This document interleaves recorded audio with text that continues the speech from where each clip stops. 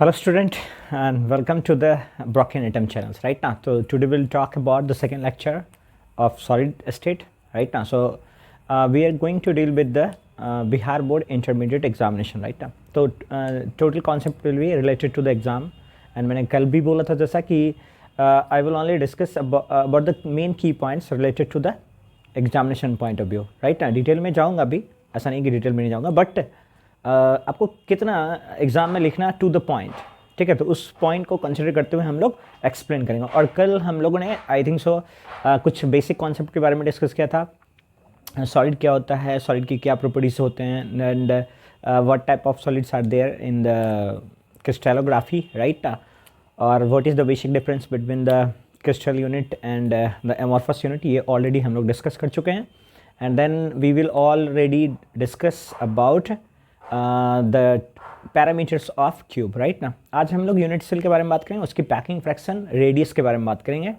और कोशिश करूँगा कि 3 के 3 जो यूनिट सेल हमारे पास सेंटर्ड और जो अपना प्रिमिटिव यूनिट सेल्स है उनको कंप्लीट करते हुए आगे बढ़ें। तो हम लोग स्टार्ट करेंगे सिंपल क्यूब से, है ना। कल की क्लास में मैं थोड़ा सा अर्जेंसी के कारण रह गया था, राइट ना। तो आज हम वहीं से स्टार्ट करेंगे। So basically we are dealing with the solid chemistry, solid state chemistry, solid state chemistry, ठीक है ना। तो देखो बेटा, यहाँ पे सॉलिड स्टेट केमिस्ट्री में हम लोग सिंपल क्यूब यूनिट सेल के बारे में बात कर रहे थे, ठीक है। So we are talking about the simple unit cell, simple unit cell, and already we have discuss the definition simple unit cell. But फिर भी मैं सिंपल यूनिट सेल के डेफिनेशन से स्टार्ट करूंगा ताकि हम लोग क्लास में कनेक्ट हो जाए। तो सिंपल यूनिट सेल बेटा ऑलरेडी हमने क्या बोला, देखो यहाँ पर कि आपके पास एक यूनिट है, एक क्यूबिक यूनिट है, एक क्यूबिक यूनिट सेल, राइट ना। ये क्यूब है और क्यूब के पैरामीटर्स में 8 कॉर्नर्स या 8 वर्टेक्स होते हैं। और हमने एक ऐसा कॉम्बिनेशंस बनाया एटम्स के कॉन्फ़िगरेशन का जिसमें हम सिर्फ एटम्स को उसके कॉर्नर पे अरेंज कर रहे हैं, यूनिट सेल के कॉर्नर पे। So the lattice point is the vertex of the unit cell, है ना। लैटिस पॉइंट क्या है, vertex of the unit cell, ठीक है, इस तरीके का। But the system will be close pack. अगर क्लोज पैक है तो उसको समझने के लिए हम एक फेस को बाहर निकालते हैं, स्पेस को देख लेते हैं, और इस स्पेस को देखते हैं तो atoms are radially connected to each other, these atoms are radially connected to each other. और अगर रेडियली कनेक्टेड होगा तो सेंटर से सरकमफ्रेंस तक का रेडियस, सेंटर से सरकमफ्रेंस तक का रेडियस।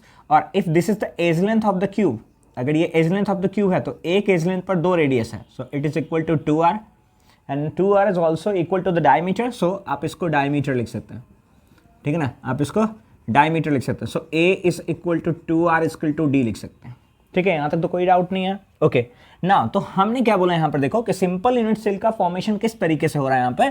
तो सिंपल यूनिट सेल कहने का मतलब क्या है, if the atoms molecules, if the atoms molecules and ions are close pack in such way, are close pack in such way they are located at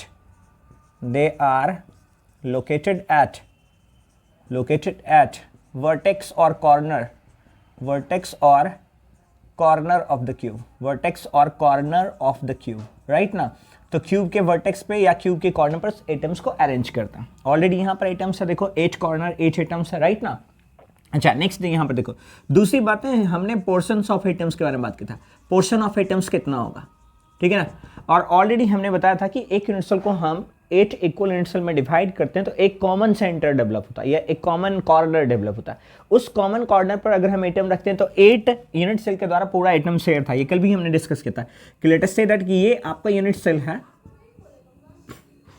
ये आपका यूनिट सेल है, और अगर हम इस यूनिट सेल को डिवाइड कर दें कुछ इस तरीके से, ठीक है, कुछ इस तरीके से यूनिट सेल को कुछ इस तरीके से डिवाइड कर दें, ठीक है ना, यानी यहां पर कुछ इस तरीके से। तो बेटा यहां पर अगर हम एक एटम को रखेंगे, राइट ना, अगर यहां पर हम एक एटम्स को रखेंगे तो ये एक एटम्स 8 यूनिट सेल में शेयर्ड है। कितने यूनिट सेल में शेयर्ड है, 8 यूनिट सेल में शेयर्ड। तो यहां पर हम क्या देखते हैं, देखो पोर्शंस ऑफ एटम्स कहने का मतलब क्या है, पोर्शन ऑफ एटम्स कहने का मतलब देखो क्या है, one atom shared in 8 unit cell, ठीक है ना। 1 atom shared in 8 unit cell, right ना। तो 1 atom shared in 8 unit cell, यानी यहाँ पर देखो क्या है, 8 unit cell equal to 1 atom, 8 unit cell equal to 1 atom, ठीक है ना। तो 8 यूनिट सेल के लिए कितना एटम है, 1 एटम है, तो पोर्शन कितना हो जाएगा for 1 unit cell, for 1 unit cell the portion will be 1/8, right ना। So this is the portion of atom, कितना बेटा 1/8। एक बार चेक कर लो नीचे आ रहा कि नहीं, हाँ आ तो रहा है, लेकिन एक चीज ब्लॉक कर, एक चीज बंद करना।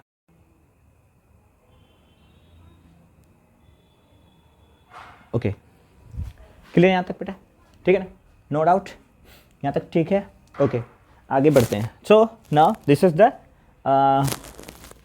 Simple unit cell and this is the portion of atom. Now rank of crystal क्या होगा, what will be the rank of crystal, ठीक है, थर्ड पॉइंट, थर्ड की point, rank of crystal, rank of crystal. तो देखो बेटा rank of crystal को Z के द्वारा डिनोट करते हैं, और जेड क्या होता है, the total number of atoms present in 1 unit cell, एक यूनिट सेल के अंदर कितना एटम्स प्रेजेंट है, that is consider as rank of crystal. तो रैंक ऑफ क्रिस्टल क्या हो गया, the number of atoms, right ना, the number of atoms present in, the number of atoms present in 1 unit cell, 1 unit cell. अब ध्यान देना बेटा, देखो यहाँ पर कि कुल एक यूनिट सेल के अंदर 8 कॉर्नर हैं, और हर जगह पर सिर्फ 1/8 पार्ट एटम्स ही अंदर है, 7/8 पार्ट्स जो है दूसरे 7 डिफरेंट यूनिट सेल में शेड होगा। तो इस पार्ट को सिर्फ कितना एटम मिला, 1/8। तो टोटल नंबर ऑफ एटम्स देखो यहाँ पर क्या होगा, total number of atoms, total number of atoms is equal to lattice point into portion of atom, into portion of atom. So lattice point total 8 है एंड पोर्शन ऑफ एटम 1/8 है, so 8 into 1/8 total कितना atom होगा बेटा, total 1 atom होगा। So the rank of crystal for simple unit cell is 1, right ना। तो यहां पर क्या हो गया, rank of crystal, rank of crystal is equal to 1, ठीक है। यहां तक कोई दिक्कत वाली बात नहीं है ना, ओके समझ में आ रहा है आपको, यहां तक कोई दिक्कत नहीं है। आगे बढ़ते हैं, ठीक है, टेक अ स्क्रीनशॉट, क्लियर है, ओके चलो। अब नेक्स्ट देखो, यानी कि यहां तक अगर हम लोग पहुंच चुके हैं बेटा, ठीक है, तो आगे भी, आगे जो हमें समझना है वो समझना है क्या, radius of atom and edge length, radius of atoms and edge length of the cube, right ना, radius of atoms and edge length of the cube, ठीक है। तो देखो यहां पे नेक्स्ट पॉइंट, फोर्थ पॉइंट, हमारे fourth point,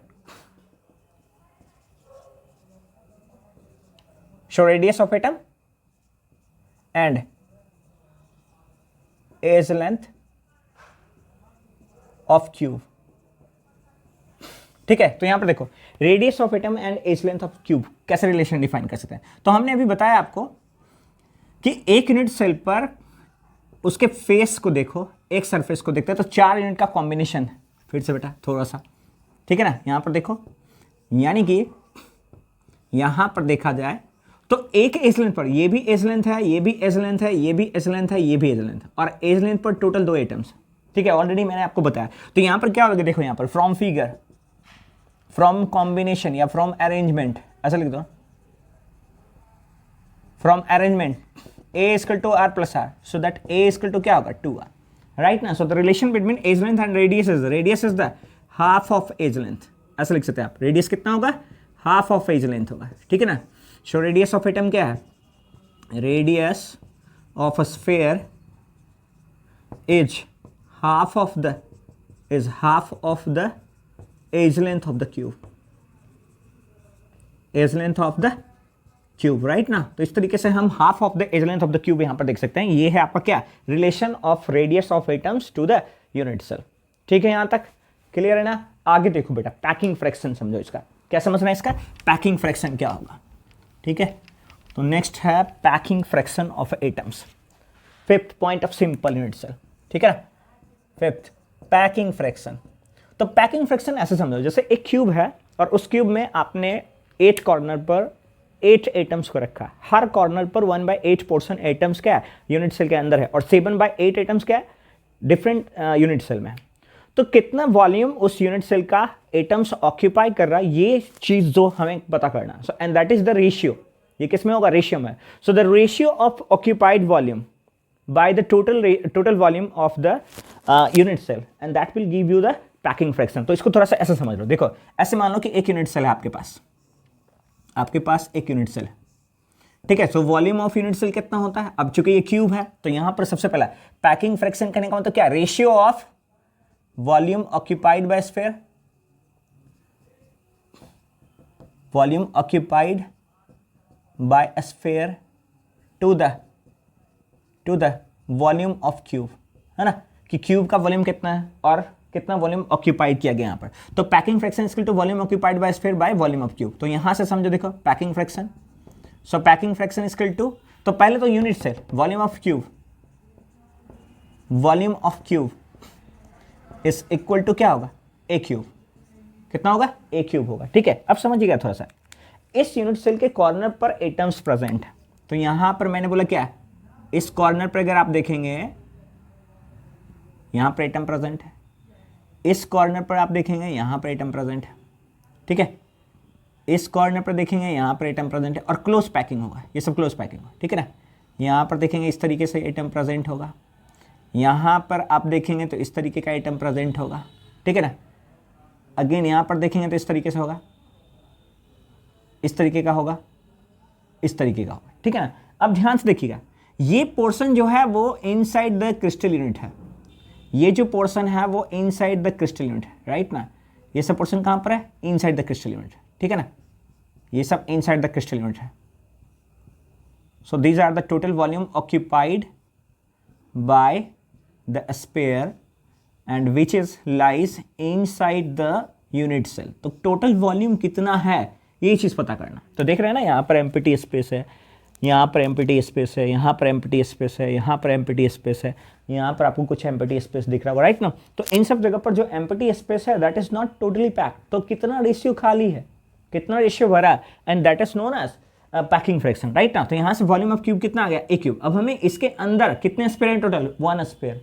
so volume occupied by the sphere, volume occupied bye a sphere. So volume occupied by a sphere is equal to number of a sphere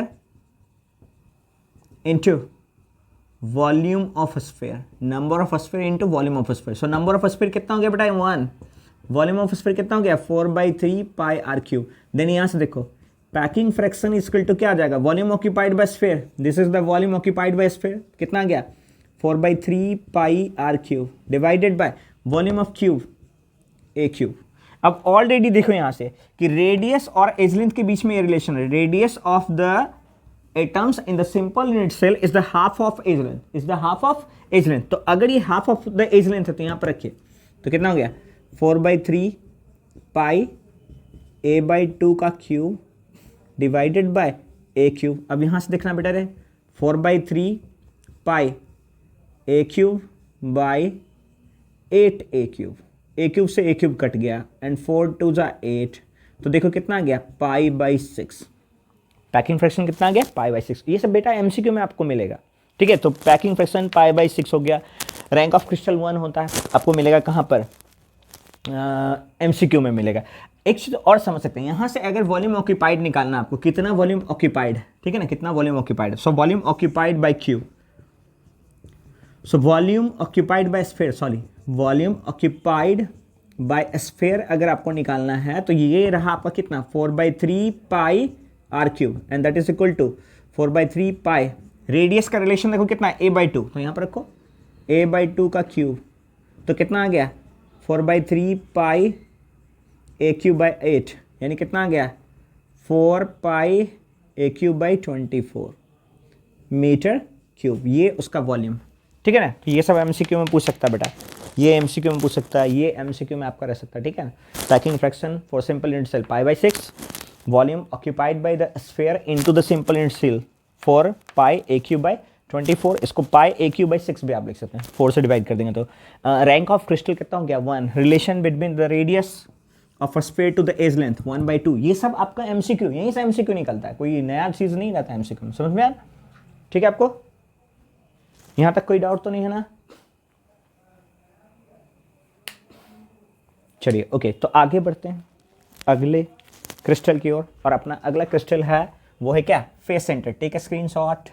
okay, अगला है आपका क्या, face centred unit cell. अब देखो next है face centred unit cell. तो देखो बेटा फेस सेंटर्ड यूनिट सेल में क्या होगा, किस तरीके का कॉन्सेप्ट हम लोग डील करेंगे उसमें।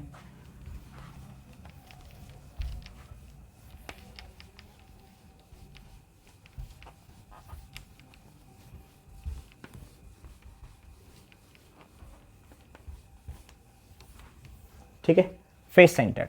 ठीक है, तो देखते हैं यहाँ पर, देखो नेक्स्ट सेकेंड यूनिट सेल है आपका face centred unit cell. Face centred unit cell. अब देखो फेस सेंटर्ड यूनिट सेल का क्या मतलब होता है। ठीक है, ऐसा समझते हैं। देखो पहले चीज समझ लो, डायग्राम से समझते हैं, फिर देखो। जैसे मैंने बोला क्या, आपने बनाया था सिंपल यूनिट सेल, आपने बनाया था सिंपल यूनिट सेल, आपके पास सिंपल यूनिट सेल का अरेंजमेंट है। ठीक है, और आपने एटम्स को क्लोजली पैक कराया, एटम्स को आपने क्लोजली पैक कराया, इस तरीके से आपने एटम्स को क्लोजली पैक कराया।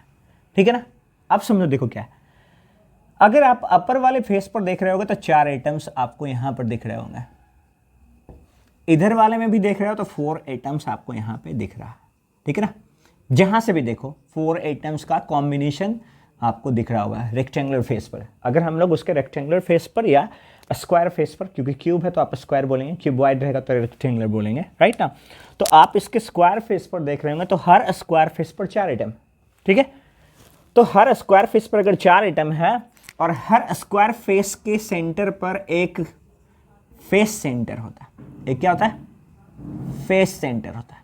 तो चूंकि एक क्यूब के अंदर 6 स्क्वायर फेस होते हैं और हर सेंटर पर एक नया एटम आप इंट्रोड्यूस करा दो, तो जो 4 एटम पहले से क्लोजली पैक था उनके बीच में क्या आएगा, गैप आएगा।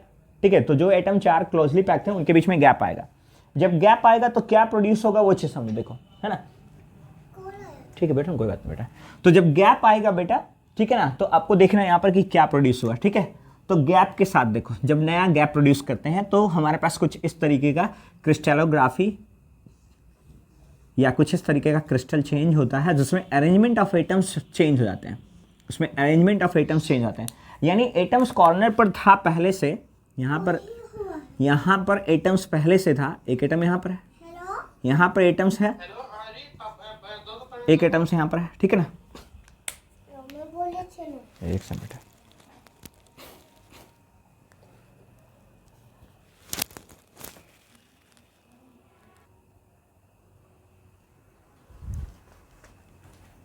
ओके सॉरी बेटा, देखो फिर से सुनो, फिर से समझो इसको। ठीक है ना, अगेन देखो यहाँ पे समझते हैं, देखो क्या है, थोड़ा सा इसको गैप पर रखेंगे तो थोड़ा समझना आसान हो जाएगा। तो ये है आपके पास यूनिट, और इसमें हम एटम के कॉन्फ़िगरेशन को थोड़ा सा समझते हैं कि आपके पास कैसा कॉन्फ़िगरेशन। देखो तो कॉर्नर पर एटम है 1 2 3 4 5 6, राइट ना, 7 एंड 8। तो 8 atoms are lies on the corner. और यहाँ पर देखो एक फेस हो गया, इसके ठीक अपोजिट वाला फेस ये हो गया, यहाँ पर एक फेस सेंटर है, इसके ठीक सामने फेस सेंटर है, एक फेस सेंटर आगे है और एक फेस सेंटर पीछे।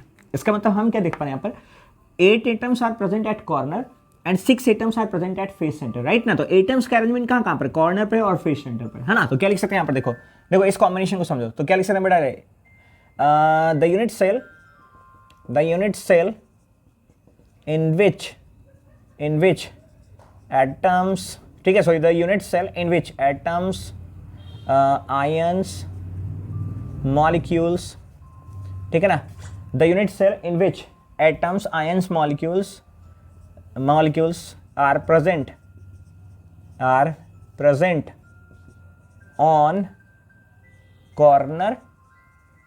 on corner as well as face center of the unit cell, as well as face center of unit cell, है ना, face center of unit cell। तो कहाँ प्रेजेंट है, कॉर्नर पे प्रेजेंट है और फेस के सेंटर पे प्रेजेंट है, राइट ना। तो ये कॉर्नर है और फेस सेंटर। तो टोटल नंबर ऑफ कॉर्नर कितना हो गया बेटा, टोटल नंबर ऑफ कॉर्नर आपने पहले पढ़ रखा है, टोटल नंबर ऑफ कॉर्नर कितने, 8, and total number of face centre, total number of face centre 6। ठीक है ना। अब हमें समझना है पोर्शन ऑफ एटम। कॉर्नर पर हम ऑलरेडी 8 के बारे में पढ़ चुके हैं। सेंटर पर देखो, फेस के सेंटर पर जब अगर होगा तो क्या हो सकता है, ठीक है। सो पोर्शन ऑफ एटम्स, दूसरा पॉइंट ये पहला हो गया। दूसरे से समझो, पोर्शन ऑफ एटम, ठीक है ना। सो पोर्शन ऑफ एटम्स, तो पोर्शन ऑफ एटम्स कितना होता है, तो कॉर्नर पे ऑलरेडी हमने पढ़ा क्या, कॉर्नर पर ऑलरेडी हमने पढ़ा 1/8 8 एटम्स है। आपको फेस के सेंटर पर समझना है। तो जैसे मान लो एक यूनिट सेल अगर है यहाँ पर आपके पास, एक यूनिट सेल ये है, ठीक है ना, और हम इस यूनिट सेल को 2 इक्वल हाफ में डिवाइड कर दें कुछ इस तरीके से, 2 एटम्स ऐसे 2 यूनिट सेल में हमने कुछ इस तरीके से डिवाइड किया, और यहाँ पर एक इसके सेंटर पर हमने एक एटम्स को रखा। तो half of the atoms will lies in the first unit cell and half of the atoms lies into the second unit cell. ऐसा क्यों, बिकॉज द वन स्पेयर और 1 atoms 1 molecules are shared into 2 unit cell, वो 2 में shared हो रहा है, right ना। तो यहां पर देखो क्या है, 1 atom at face centre, 1 atom at face centre, 1 atom at face centre, right ना, lies 1 atom at face centre shared in 2 unit cell, in 2 unit cell, right ना। इसलिए पोर्शन ऑफ एटम कितना हो जाएगा, hence portion of atom, so portion of atom बेटा कितना, तो 1 atoms 2 unit cell, so half of the portion. तो देखो कॉर्नर पर 1/8 और फेस के सेंटर पर 1/2, राइट ना। तो 2 पोर्शन हो गए यहाँ पर। पहला कॉर्नर पर कितना, कॉर्नर पर 1/8 और फेस सेंटर पर कितना, फेस सेंटर पर कितना 1/2। क्लियर है ना यहाँ तक, कोई डाउट तो नहीं है ना यहाँ पर बेटा।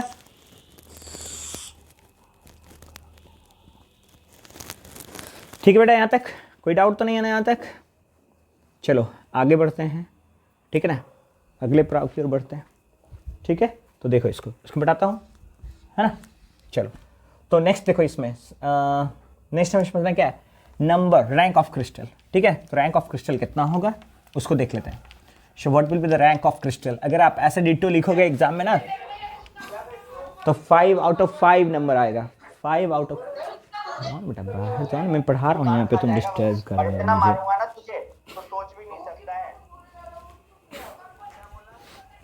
ठीक है।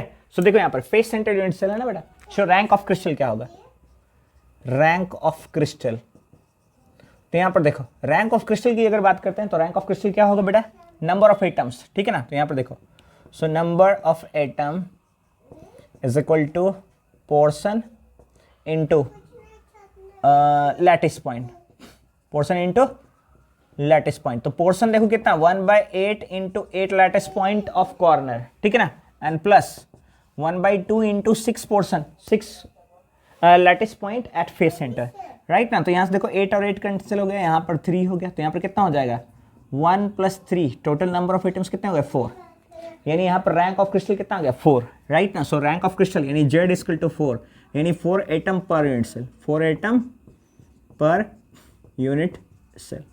क्लियर है यहाँ तक, कोई कंफ्यूजन तो नहीं ना, 4 एटम्स पर यूनिट सेल, क्लियर है ना।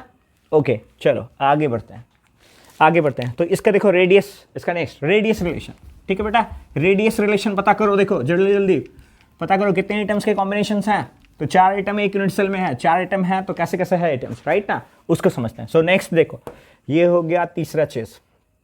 चौथा आपको समझना है क्या है, radius and edge length, radius and edge length relation, ठीक है ना, radius and edge length relation. अगर रेडियस और एज लेंथ रिलेशन को आपको समझना है तो आप इसको किस तरीके से समझ सकते हैं, radius and edge length relation, ठीक है ना। तो देखो radius and edge length relation, तो इसको हम किस तरीके से समझ सकते हैं, रेडियस एंड एज लेंथ। आपके पास है क्या, आपके पास है फेस सेंटर, तो फेस सेंटर है, इसको समझो देखो थोड़ा सा, है ना, कुछ इस तरीके से है, 1 2 3 4 5 6 7 8 एटम तो कॉर्नर पर है और 6 एटम फेस पर। देखो 1 ठीक नीचे, 2 3 4 5 और 6, ठीक है ना।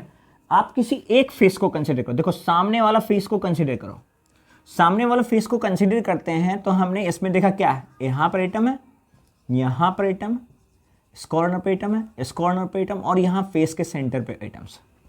एंड इफ इसको अगर हम क्लोज पैक देखें, इसको अगर हम क्लोज पैक देखें बेटा, तो ये क्लोज पैकिंग कुछ इस तरीके से होगा, क्योंकि सेंटर पर एक एटम आपने रखा है तो ये सेंटर वाला एटम्स रेस्ट जो 4 कॉर्नर एटम्स हैं उसको एक दूसरे से दूर रखेगा, थोड़ा सा दूर रखेगा, लेकिन खुद के पास रखेगा, है ना, खुद के पास रखेगा और दूसरे नेबर एटम से दूर रखेगा, ठीक है ना, तो खुद के पास रखेगा और दूसरे नेबर एटम से दूर रखेगा। तो क्लोज जो रिलेशन है एटम्स ऑफ रेडियस का, ये कुछ ज़्यादा ही बड़ा मैंने बना दिया, राइट ना, खैर कोई बात नहीं, समझने की बात है। तो दैट में देखो जो क्लोज पैकिंग है वो क्लोज पैकिंग एज लेंथ पर नहीं है, वो क्लोज पैकिंग कहाँ पर है, वो क्लोज पैकिंग दो एज लेंथ के बीच के डायगोनल पर, ठीक है ना, कहाँ पर, डायगोनल पर। तो इस फिगर को समझिए, डायगोनल पर अगर हम देखते हैं तो डायगोनल पर एक रेडियस है, ये पूरा डायमीटर है क्योंकि पूरा का पूरा एटम सेंटर पर लाई कर रहा है, तो ये 2r होगा और फिर ये रेडियस है। तो अगर मैंने बोला ये एज लेंथ a है, ये एज लेंथ a है और ये बॉडी ये फेस डायगोनल b है, तो फ्रॉम फिगर आपको दिख रहा होगा, from figure b is equal to 4r, right ना। एंड अगर यहां पर 90 डिग्री का एंगल है तो फ्रॉम हाइपोटेनियस h का स्क्वायर इक्वल टू p का स्क्वायर प्लस b का स्क्वायर, क्योंकि ये 90 है तो ये हाइपोटेनियस के सामने का परपेंडिकुलर और ये बेस, तो एक बेस होगा एक परपेंडिकुलर होगा, बेस पर भी a है और परपेंडिकुलर भी आपका a है और h पर आपका 4r, ठीक है।